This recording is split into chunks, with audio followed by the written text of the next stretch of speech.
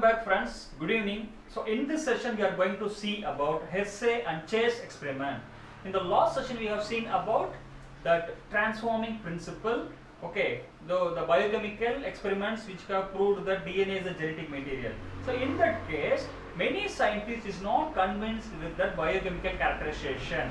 So they are not accepting the DNA as the genetic material.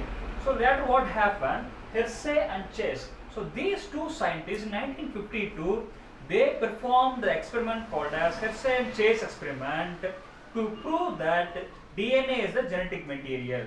So with this experiment what happened? So all the scientists has accepted DNA as the genetic material without any doubt. So that is called as unequivocal proof. Okay. So unequivocal proof means without any doubt everybody accepted that DNA is the genetic material.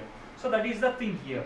So what they used for these experiments? They used bacterial cell E. coli and the virus which infects bacteria called as bacteriophage. So bacteriophage is the virus which infects bacteria. So they are using these bacteria as well as bacteriophage virus. So normally what happens, this is called as lytic cycle. So another one, lysogenic is there, that is not required. Now I will be explaining later. So you can see here, so this is the virus, bacteriophage virus. So the coat, you can see here that the head portion is made up of protein molecules. So it is made up of only proteins, whereas in humans and the bacteria, if you see, they are made up of cell wall and cell membrane will be there, whereas in human cell membrane will be there, whereas in virus there is no cell wall, cell membrane, they have only protein coat. So inside the protein coat only they will be having what? Genetic material. Now what happens? This bacteriophage goes and infects the bacteria. After infecting, they will be injecting their genetic material inside the bacterial cell. After injecting, bacteria what they will think? Their genetic material which is coming inside as their own genetic material, and they will multiply them. After, as a result, what happens? Numerous virus particles will be produced inside the bacteria. Then what will happen? The bacteria will lyse. Lyse means what? Lysis. It will break down.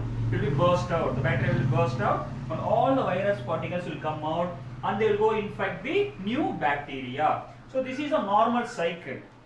So from this cycle they have to identify. So whether the virus is injecting the protein molecule or it is injecting the DNA molecule, which is the genetic material, they don't know. So they have to identify. For that purpose only they are conducting this experiment. So in this case what they are doing means, in the first case they are using radioactive sulfur medium. What is a medium? That is a nutrition medium. For example, humans, we need food. It may be rice, it may be wheat, whatever nutrition we will be taking. Similarly, for the growth of the bacteria as well as virus, it needs nutritional medium. When they are growing in laboratory conditions, we have to provide all the nutrients. Then only they will be uptaking the nutrition, they will be growing. For example, inside the laboratory, in the flask or a petri plate, what they are doing? They are growing the virus. So the virus is grown in the medium, nutrition medium. That nutrition medium consists of radioactive sulfur. So S35 is the radioactive sulfur. So this radioactive sulfur is present in the medium which they are growing. So they will take all the radioactive sulfur from the medium. They will begin to multiply. Initially, for example, imagine this is the virus particle. Initially one virus is there. After uptaking the sulfur in the nutrition medium, they will be multiplying. After multiplication, what happens? So numerous virus are formed. So virus which is formed newly consists of the protein coat which has S35, that is radioactive sulfur will be there. So the protein coat will be having radioactive sulfur. So DNA will not be having radioactive sulfur. Why means? As you all know, the DNA structure, it consists of only phosphorus. Sulfur is absent in the DNA structure.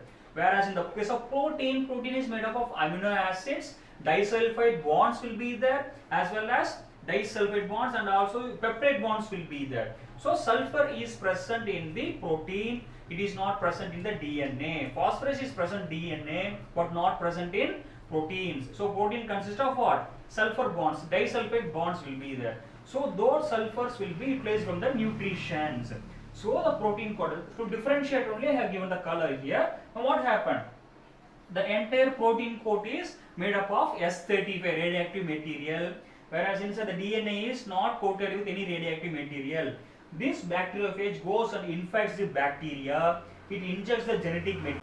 So after infection, what we have to do? We have to separate the virus and the bacteria. So how we can separate? We have to grind it. We have to separate the virus and bacteria with the help of centrifugation. As a result of centrifugation, bacterial cells and virus cells will be separated based on the molecular weight and size. So bacterial cells have more weight, so it will be separated at the bottom. Virus has less weight, so it will be collected in the supernatant. So imagine this as the centrifuge tube. In the bottom, you will be getting the pellet. So pellet means what? Pellet means the powdery form which is settled in the bottom is called as pellet. And the above portion, you will be having here some liquid portion will be there. So this is called as supernatant. So supernatant consists of virus, whereas this consists of bacteria. So after centrifugation, bacteria and virus has been separated. Now they are analyzing the bacterial cells as well as the virus present in the supernatant. So bacterial cells doesn't have any radioactive material. No radioactive is detected in the cells, bacterial cells. That means what? The protein is not entered inside the bacterial cell. Suppose if the protein entered inside the bacterial cell, here the cell should have the radioactive material. Okay.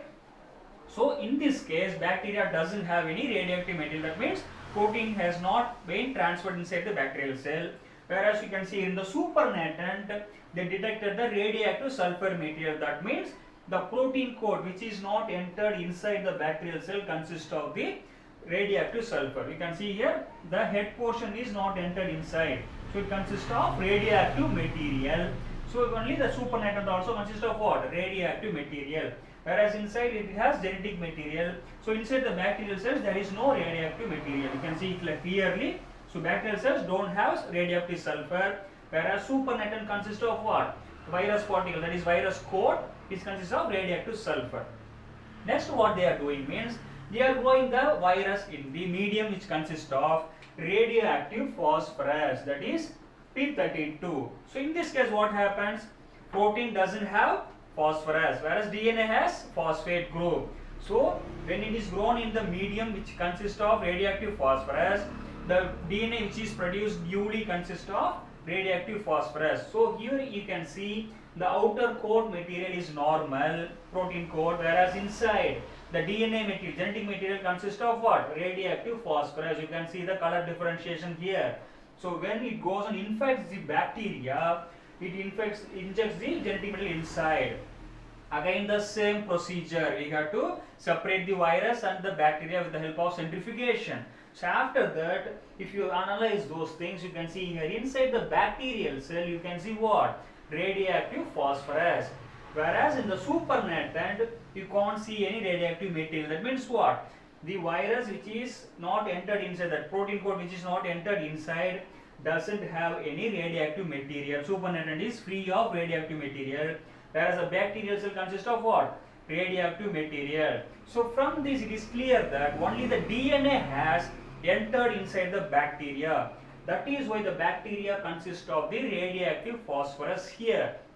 Whereas here the radioactive sulfur is absent. That means protein has not entered. When the bacterial cell is infected with the virus which is grown in the sulfur 35 radioactive material, bacteria does not consist of any radioactive material. That means protein is not the genetic material. Whereas here, when the bacteria is infected with the bacteriophage virus which is grown in the radioactive phosphorus medium, then the bacterial cell consists of the radioactive material. That means the DNA which is having this radioactive phosphorus has entered inside the cell. That is the reason why it has bacterial cell has the radioactive material. So from this they concluded that without any doubt DNA is the genetic material for all organisms.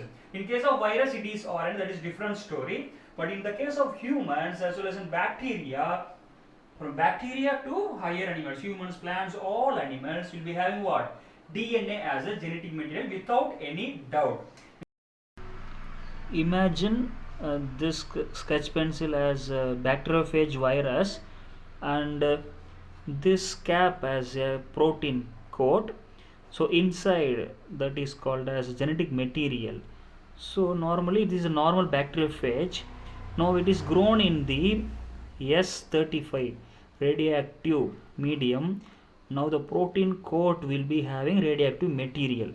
Now what happens, it will have radioactive material. You can see the head portion will become the radioactive material. The inside genetic material is not radioactive now. Now it goes and injects the bacteria. After injecting, what happens, it will be you can see here the genetic material has entered inside, whereas the virus coat is outside only.